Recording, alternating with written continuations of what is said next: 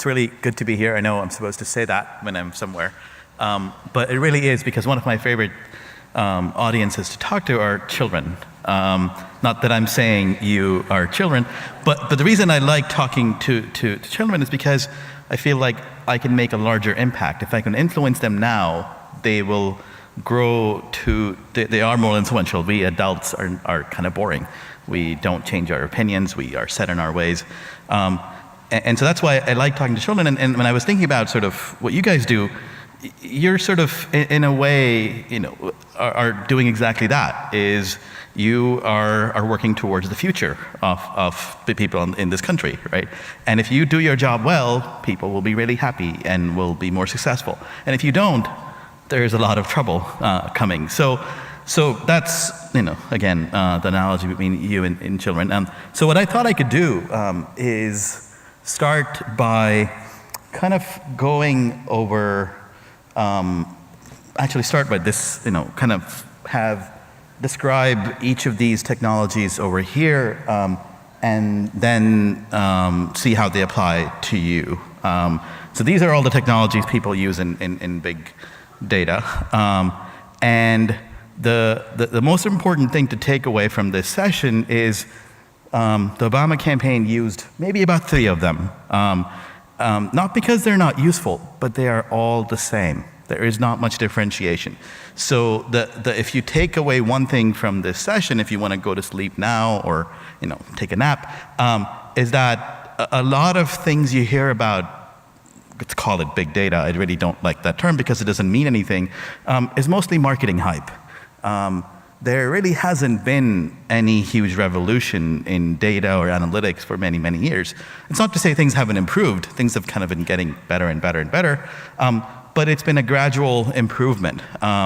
And the term big data is really coming from a lot of marketing people who decided we really need to sell more products, those products. And they started really coming up with all the marketing machinery around it so that people start paying attention to this. That being said, data has always been useful. People have always tried to make decisions based on evidence, and this is just another evolution in that path. So this is not going to talk about any of them, so people who are disappointed, I am sorry. What I'm going to talk about is how we use data, doesn't matter what kind of data, in the Obama campaign to help us win. And the key here is help us win, right? It didn't cause us to win. It wasn't the primary driver. Everything, you still need to have a strong organization. In our case, we needed to have a candidate that could win. And we needed to have the right policies. And then data was helpful in increasing our chances to win. And that's really what data is. It's a way to help you improve the odds. You have to play the probabilities, and data helps you play that a lot better than gut and pure intuition. So before I go into the details, let me kind of describe to you how a little bit of the background around American elections, because it's slightly different. So when I give you examples, just so that it's more clear, right? So the US, the way elections work is presidential elections, is every state gets a certain number of votes. And larger states get more votes, so California and New York California gets 55, and smaller states that you might never have heard of and have no reason to have heard of, like North Dakota and Wyoming and Idaho, and get a small number of votes. So North Dakota gets, I think, 3. And if you add up all the votes for all the states, they add up to 538. And the goal of these elections is to win, the party to win 270 electoral votes. That's one more than half, right? Now the interesting thing to know here is that each state is winner take all. So if you win a state, you get all the votes for that state. There are a couple exceptions, but we won't go into that right now. And so the interesting thing becomes is, if you get 50.1% of the votes in a particular state, you get all the votes for that state. So you can imagine, with larger states having more votes, if you just took the top 12, 13 states in the US, you could just win those states and win the election.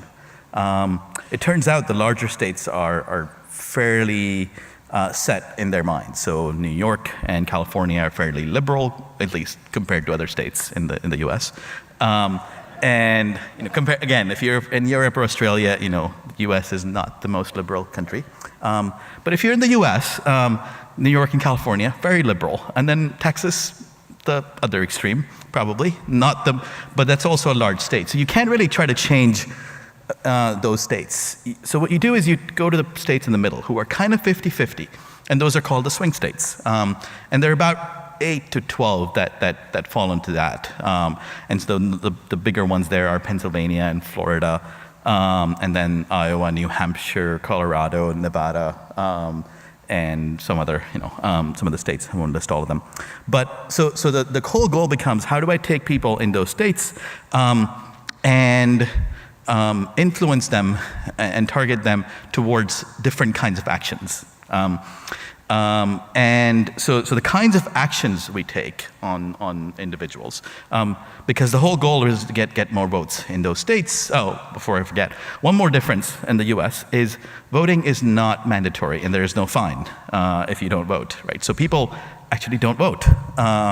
And average turnout in an election, in the presidential election in the US is about in the mid 50%. So a large percentage of Americans don't really vote.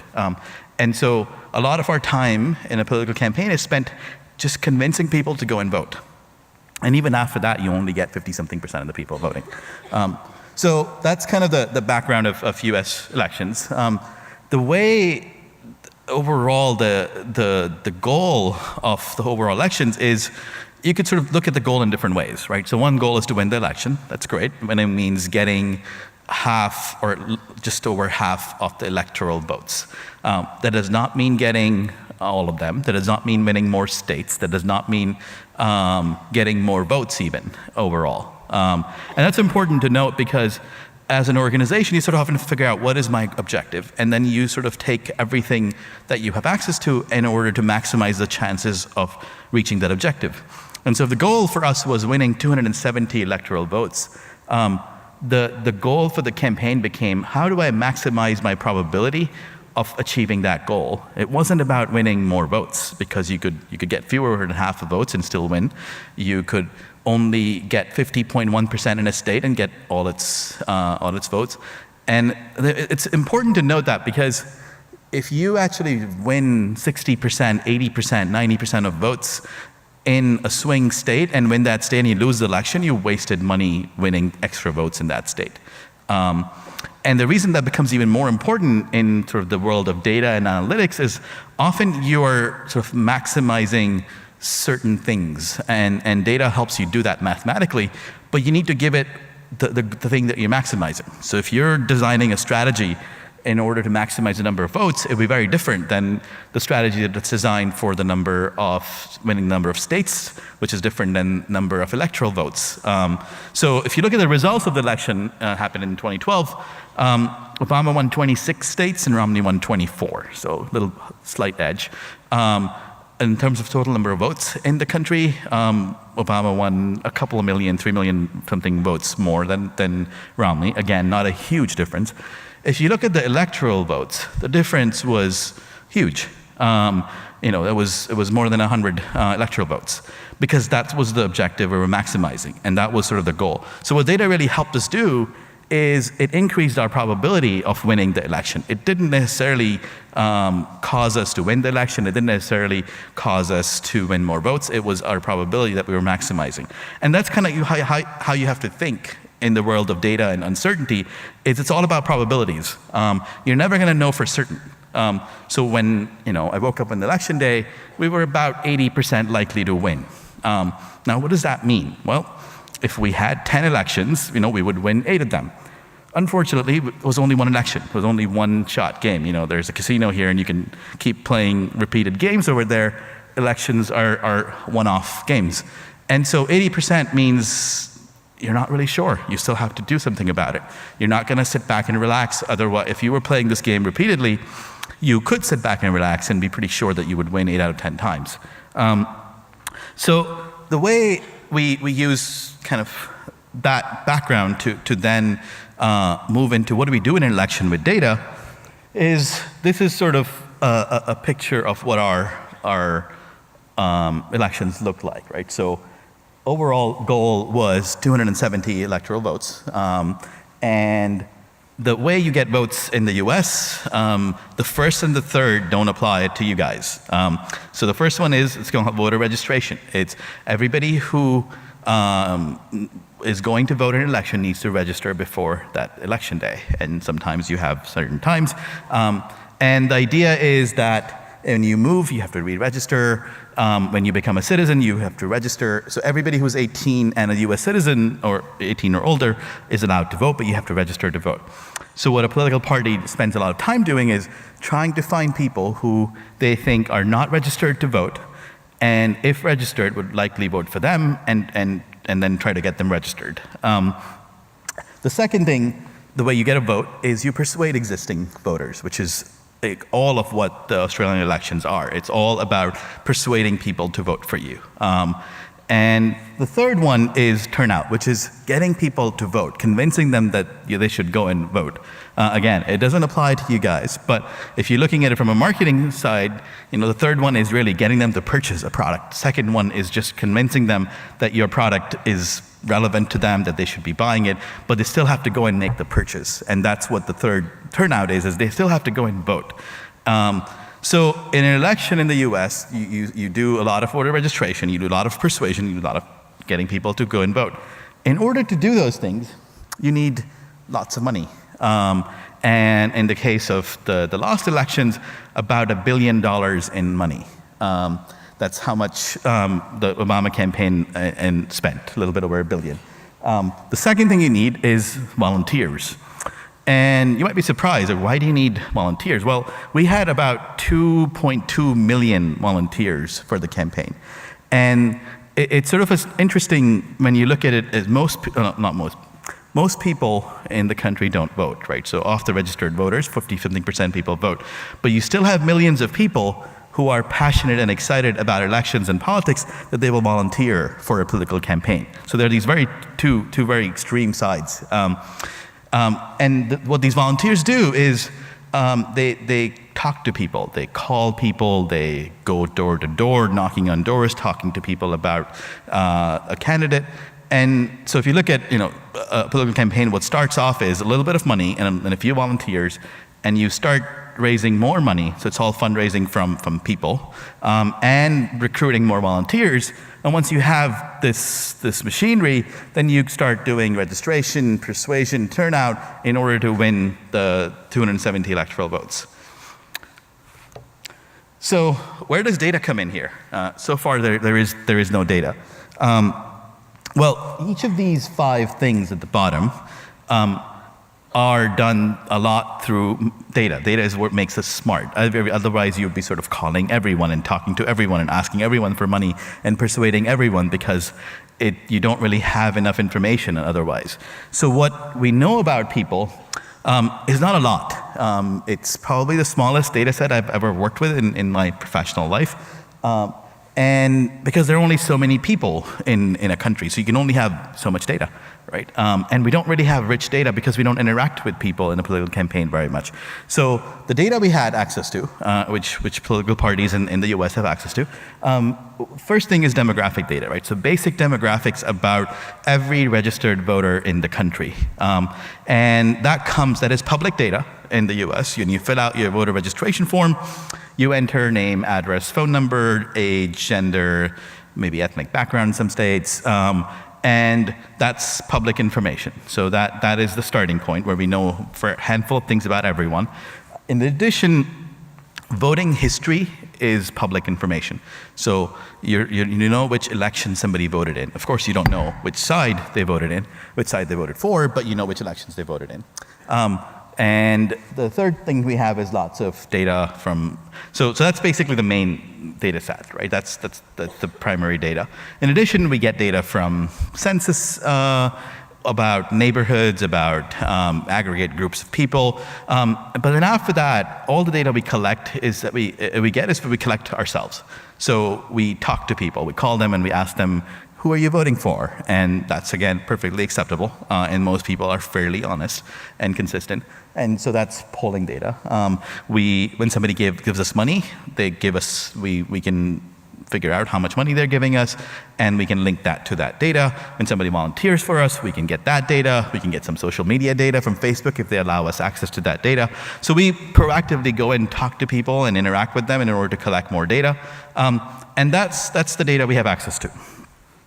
Now, those were the 5 goals we had talked about, right? We've got volunteer, fundraising, voter registration, persuasion.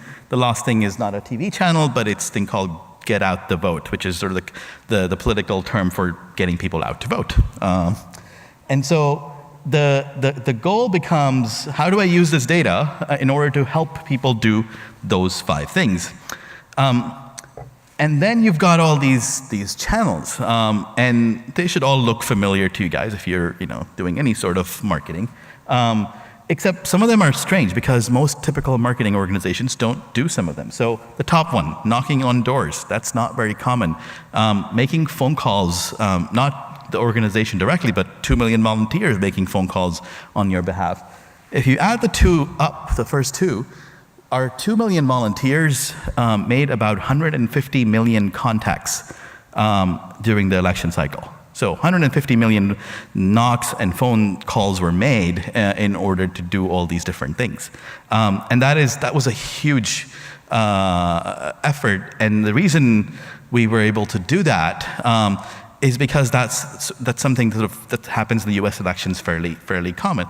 But you can imagine the same thing applying to any kind of business that's dealing with consumers. If you've already got people who are passionate about you, they can also be your sales force if they really are excited about what you're doing.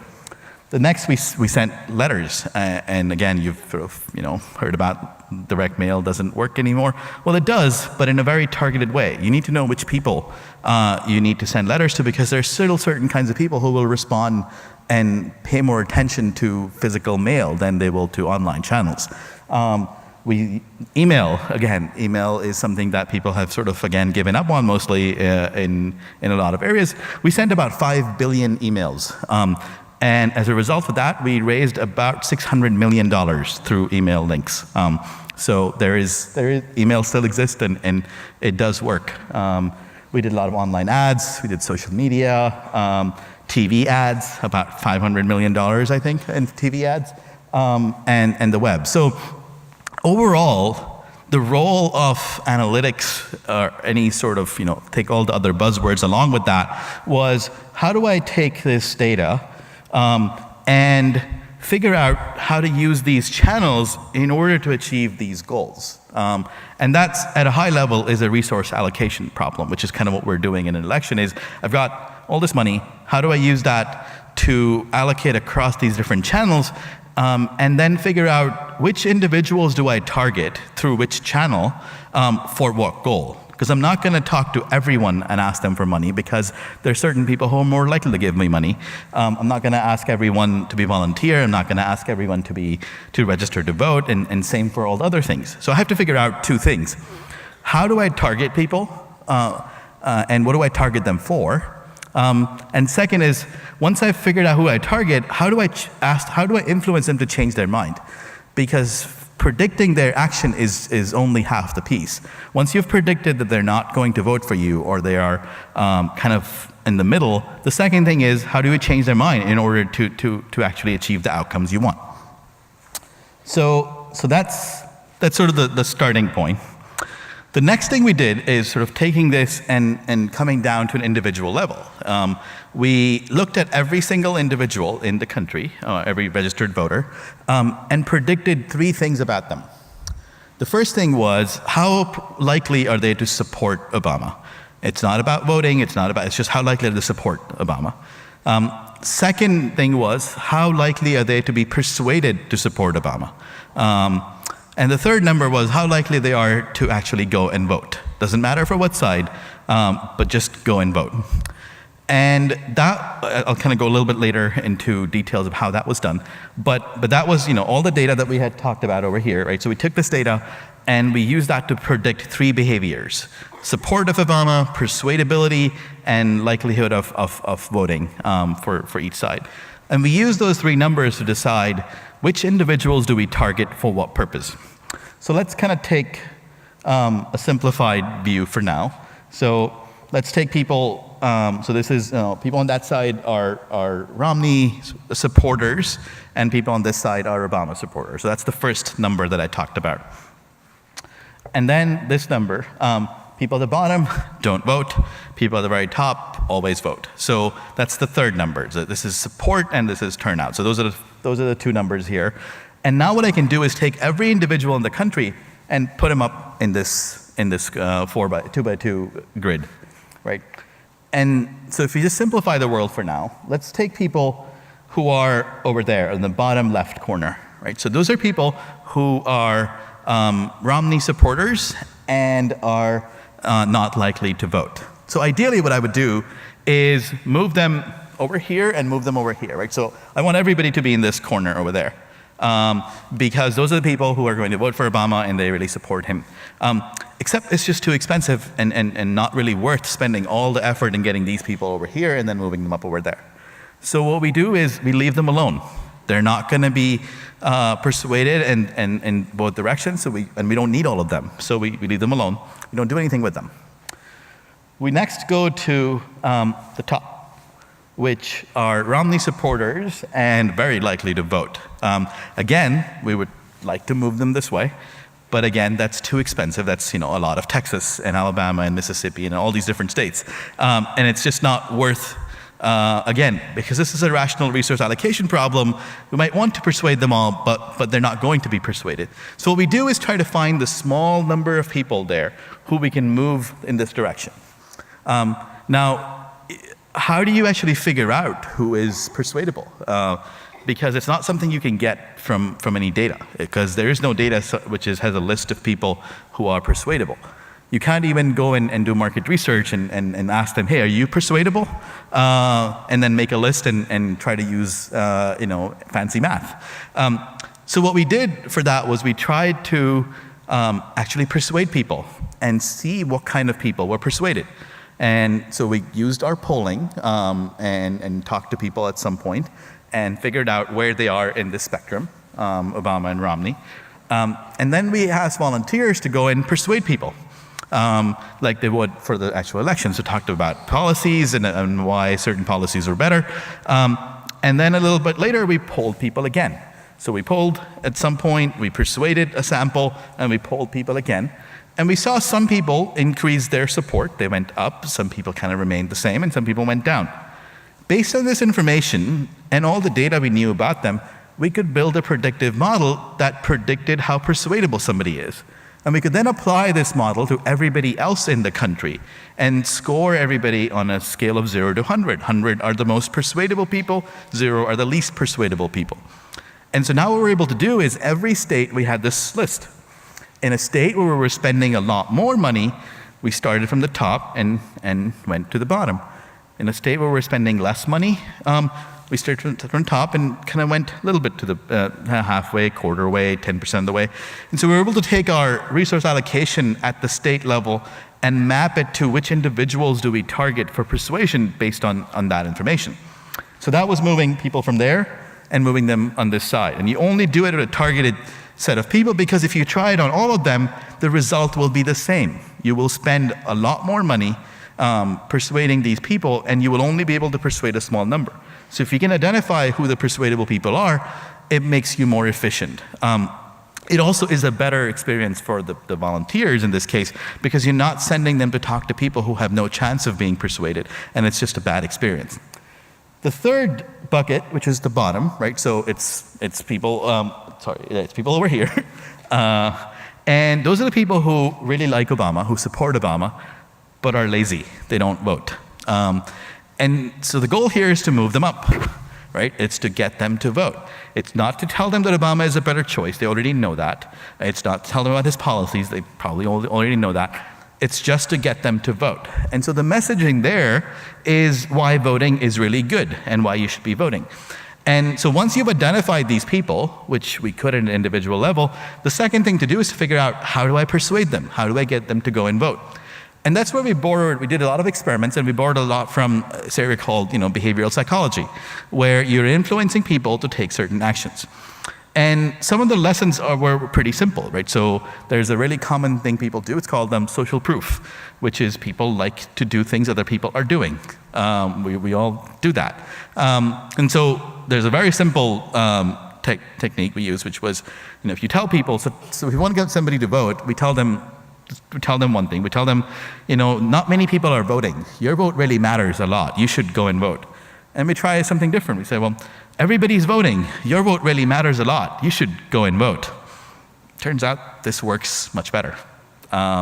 It's not, factually, analytically correct, but people respond to it a lot more, and they vote at a higher percentage if you tell them that.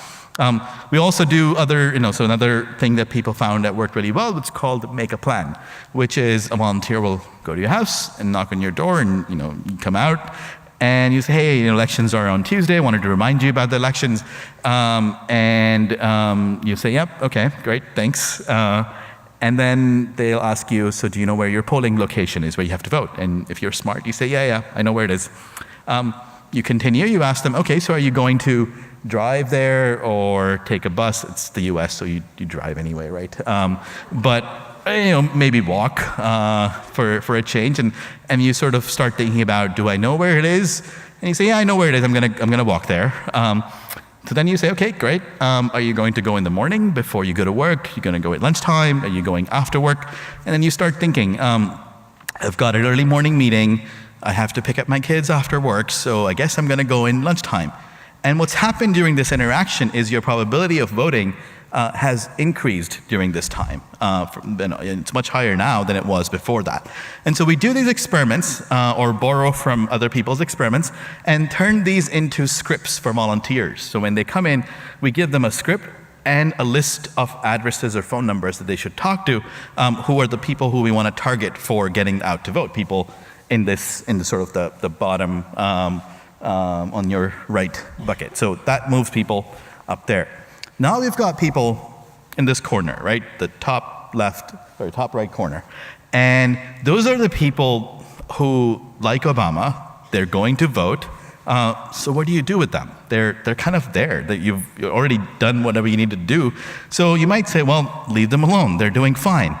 And that's actually partially the right answer, because you want to leave them alone in terms of asking them to vote or persuading them to vote, because they're voting for you. What you do with them is you sort of do two things. One is ask for money and volunteer and all that stuff. But then you ask them to tell their friends and neighbors and relatives and to get to vote, because they're already doing it for you. But you want them to be your advocates. They're passionate, they're excited, they're engaged. And that's that's something that enough businesses don't do. Politics is really good at that. Nonprofits are okay at that. They're not that great, because nonprofits still keep out charities, still keep asking for money. But when somebody's giving you money, they're engaged, they're excited. We can ask them for other things. We can ask them to talk to their friends and neighbors. And that's kind of what we did, is we used that set people to not only fundraise $1 billion and get 2 million volunteers, but we also asked them to go and talk to their friends and talk to their neighbors. And now, the interesting thing was that we were able to really target specific people. So if we just asked somebody to go and talk to their friends, well, turns out most of us have friends who are just like us. Right? Which means people in this bucket have friends, people who are just over here. So if you let them talk to anyone that they know, they're going to talk to the people who are just like them. So what we did was we used all our targeting and all our individuals to make a list of people that we want them to target. For example, we built a Facebook app, and the goal of that app was to engage younger people, because we were having a tough time. If you look at the list of channels I had over there, those aren't targeted to younger people at all. So we built a Facebook app where we would ask our people who sort of are engaged with us online and say, click here to, and it would ask for Facebook authorization. We would, if they authorized us, we could look at their Facebook graph, which means a list of all their friends and their interaction with them over on Facebook. We could take that data and we could predict which of their friends we need to target for different things. Which of their friends we need to register to vote, which of their friends we need to persuade, which of their friends we need to go and get them to vote. In addition, we could also look at the interactions between them and predict which friends can they influence. Because if you've got 700 friends on Facebook, there are probably 500 friends you haven't talked to in years. You may not even know most of them. You may not even know where they live. But if I can identify the 15 people you are actually influential with, and I can see, hey, 5 of these I need to get them to register to vote, 8 of them I need to persuade to vote, and 2 of them I need to go and get them to go and vote, I can use that information, and so we would then suggest to them the list of 12 friends they should do something with. And that's just one example. We built many other things where we targeted people's efforts towards specific things.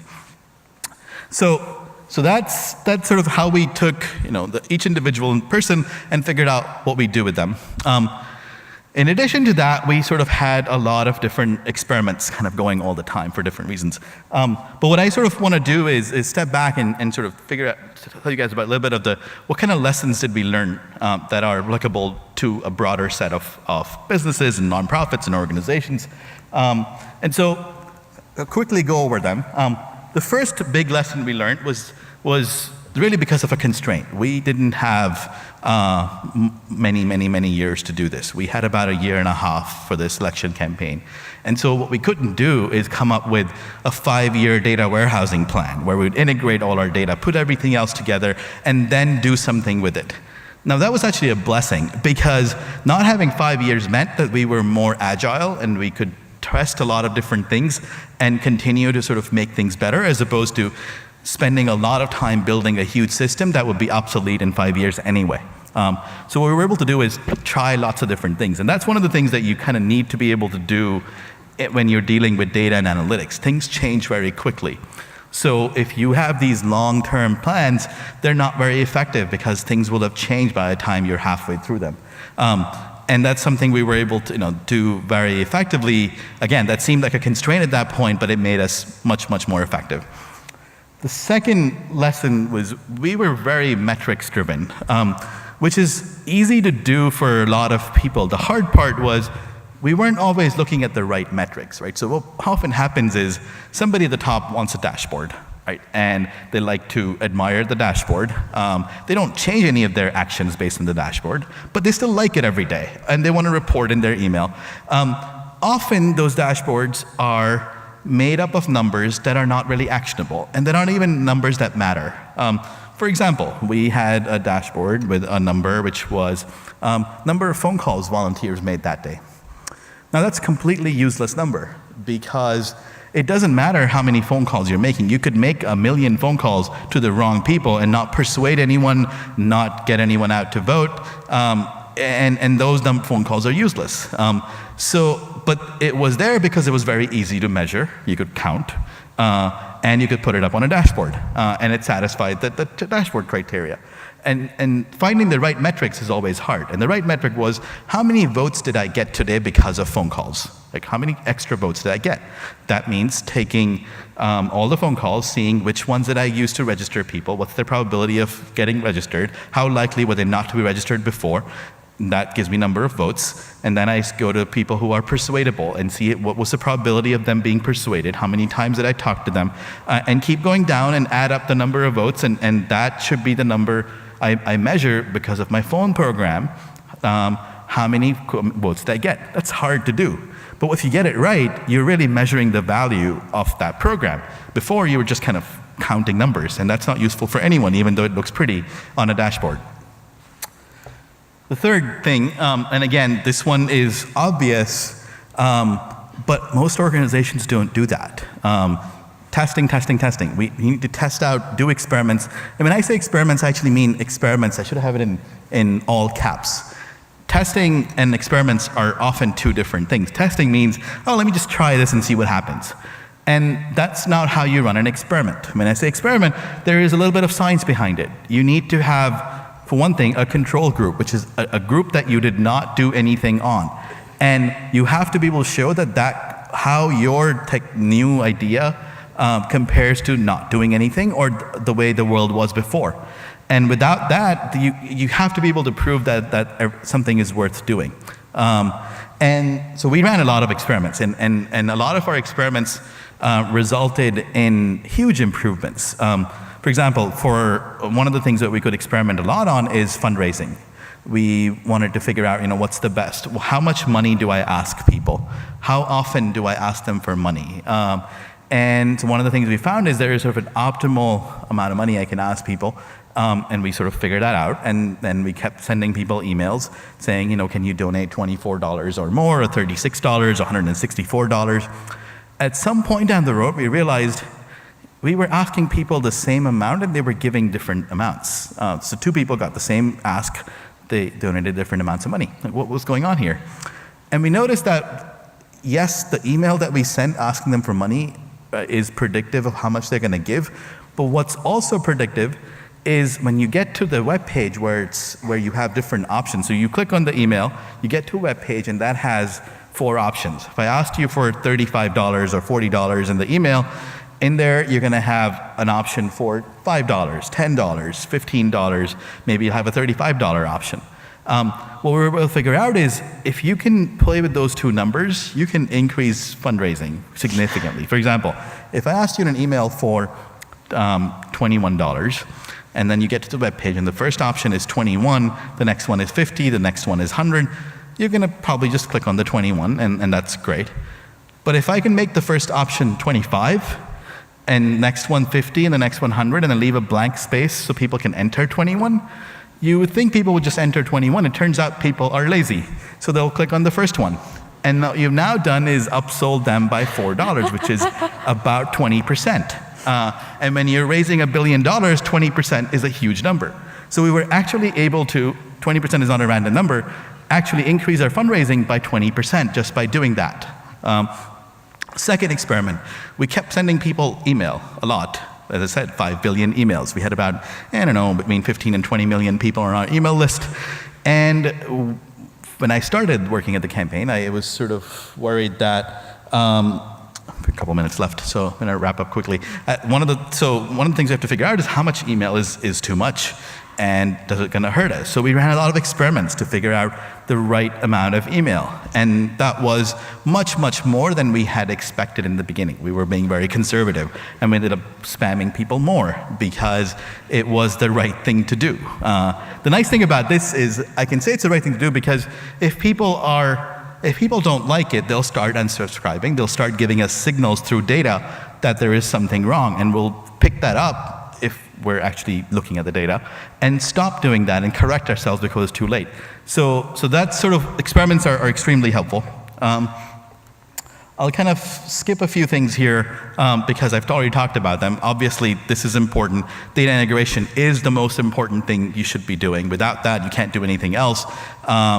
And at the same time, it doesn't need to be a 5-year plan. It needs to be very iterative, very agile. And then one of the things which we'll cover a little bit more in the session that's going to be, I think, at 3:30, is how do you embed people? How do you hire people? How do you embed them into your organization? And I think embedding is sort of the right way as opposed to a silo sitting in a corner with all the smart math people doing something over there. That's really not the most effective way to do it. And I think this is important, right? You have to know the limits of your data. Data is useful, but you have to know what it's useful for and what it's not useful for.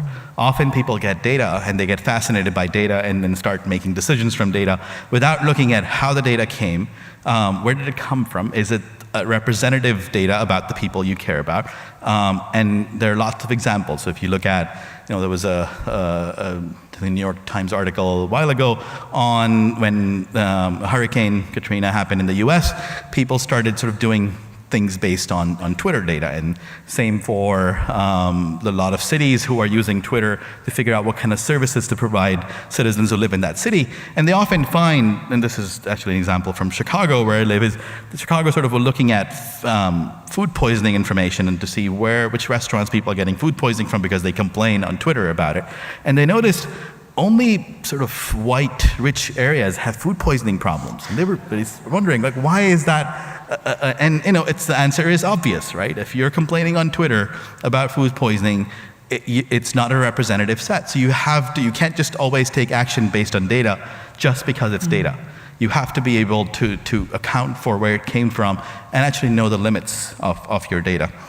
And the last thing I want to kind of end with is, you shouldn't really get distracted by shiny objects. So what I started with, those are all shiny objects that people are trying to get your attention by waving in front of you, and they want you to pick them. And I think the right thing to do is kind of step back and say, what am I trying to do as a business? And as an organization, what am I optimizing? What's my goal? In our case, it was increasing the probability of winning, not more votes, not more states, increase the probability of winning. And then figure out how do one or more of these tools help you get there. But before that, you have to figure out how do I get the right data? What actions can I take on people? If in our case, there were 3 actions and only 3 actions. It was registration, persuasion, and turnout, and then 2 secondary actions of asking for money and volunteering. You can have to figure out for your own, do I acquire a new customer? Do I retain a customer? Do I engage my customers more? Do I get them to tell their friends about me in order to get them to come and become a customer? And I think that's sort of the starting point is your goal, your actions, and then figure out what data can you get that helps you take those actions more effectively, more efficiently in order to get to your goal.